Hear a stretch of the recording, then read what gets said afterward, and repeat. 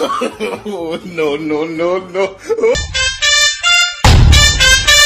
আমি জাহেদ খান। দর্শক, আপনাদের সামনে নিয়ে আসলাম বিখ্যাত দুইজন সেলিব্রিটি, ডিগবাজি জাহেদ খান এবং অন্যদিকে আছেন প্রিন্স মামুন টিকটকার। দর্শক, আমরা প্রথমেই ডেকে নিলাম TikToker Prince মামুনকে।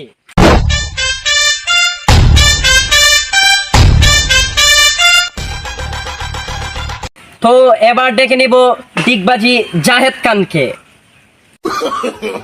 No, no, no, no.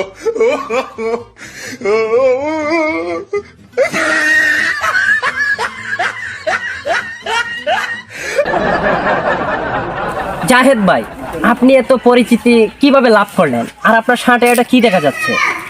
ও, আমি জাহেদ খান, দেখতে ভালো, স্মার্ট, আর এমনিতেও আমার জন্য অনেক মেয়ে পাগল।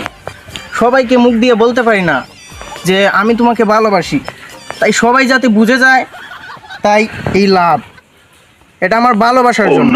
মামুন ভাই, আপনি এত মেয়ে থাকতে লায়লাকে বিয়ে করার রহস্যটা কি, সেটা আমাদের দর্শক আপনার কাছ থেকে জানতে চায়। ওই তো অনেকেই লায়লার ব্যাকগ্রাউন্ড জানেন না, আজকে আমি আপনাদেরকে বলতে চাই। ঢাকাতে লায়লার 6টা বাড়ি আছে। লায়লাকে বিয়ে করাতে 2টা বাড়ির মালিক এখন আমি, আরো 4টা বাড়ির মালিক হওয়ার আগ পর্যন্ত লায়লার প্রতি আমার ভালোবাসা এরকমই থাকবে। জাহেদ ভাই সম্পর্কে আপনার ধারণা কি? আমি কারো পিছনে কিছু বলতে চাই না, জাহেদ ভাইয়ের সামনে কিছু বলতে চাই। কি বলবো, জাহিদ ভাই তো আমাদের সামনেই।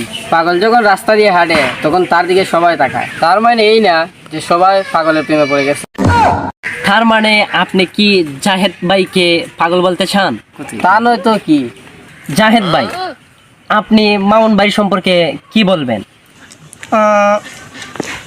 আমার এই চশমাটা 3 কোটি টাকা। এই যে গড়ি আর ব্যাসলাইট, এটা আমার এক বন্ধু গিফট করেছে। এটার দাম আছে প্রায় 15 কোটি টাকা। এই যে জুতো দেখতে পাচ্ছেন, এইটা আসছে আমেরিকা থেকে। এগুলো থেকে তো ইয়াং জেনারেশনে কিছু শিকার আছে। এগুলির দাম আর কি বলবো, এগুলির দাম প্রায় 15 কোটি টাকা। এই যে আমার চেইন, গোল্ডেন ময়ূরের পালক, এগুলো আসছে সাউথ আফ্রিকা থেকে।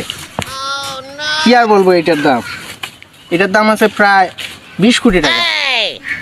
আরও যেই জিনিস দেখতে পাচ্ছেন সব কিছু আমার নিজের টাকায় কিনা। এটার দাম কি আসলেই 20 কোটি টাকা? কেন বিশ্বাস হয় না? এটা আমি জাহেদ খানের, দাম 20 কোটি কেন, আরও বেশিও হতে পারে। আমিও আবার কারো পিছনে কিছু বলি না। ও তো একটা টিকটক প্রতিবন্ধী, যার লায়লা ছাড়া কোনো অস্তিত্বই নেই। তার এর থেকে আর বেশি আমার প্রতি ধারণা কী থাকতে পারে?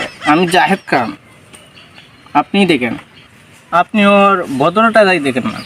মঞ্চের সামনে পা উঠিয়ে রেখেছে। তো আপনারা অনেক কিছুই জানলেন ডিগবাজি জাহেদ খান ভাইয়ের সম্পর্কে আর টিকটকার মামুন ভাইয়ের সম্পর্কে। তো এখন দুইজন সম্পর্কে আপনাদের মতামত কি?